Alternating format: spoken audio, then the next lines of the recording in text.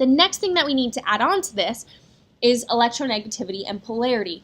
Remember, as you move across the periodic table, electronegativity increases the attraction for electrons. That's what electronegativity is. As you move across, it increases. As you move down, it decreases. Okay, so this is going to be important. We're going to look at why in just one second. So, when we are sharing electrons, if electrons are shared equally because they are being pulled equally by atoms, then the bond is going to be nonpolar. So if you look, for example, at hydrogens, those share the electrons equally because they have the same electronegativity.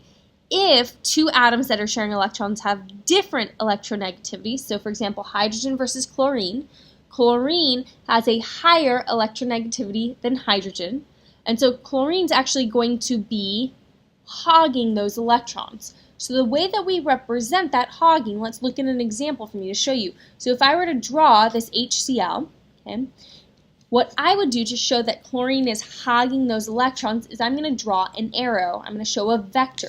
And that shows that those electrons are being pulled more towards chlorine than towards hydrogen.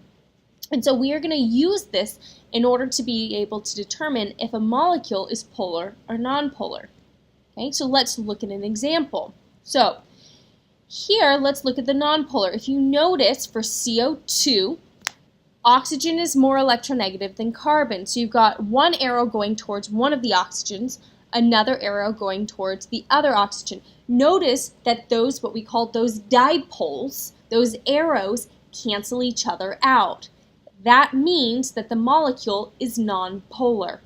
If you look at CCl4, okay, you've got chlorines pulling those electrons, but notice you've got an up and then three downs. If you imagine that in a tug of war, those vectors, those dipoles, would cancel each other out. So it's going to be a nonpolar molecule. If you look at HCl, however, notice since Cl is more electronegative, the arrow is going to be pulling towards it. It's going to be pulling the electrons towards it. But notice there's nothing counteracting that. So since the dipoles do not cancel out, that means that the molecule is polar. For NH3, nitrogen is more electronegative, so the arrows are going to be going towards nitrogen. Notice that there's nothing, if you imagine like a tug or push of war, right? Those arrows are not going to be canceled out. That dot's going to move, which means that the dipoles do not cancel, which means that NH3 is also polar.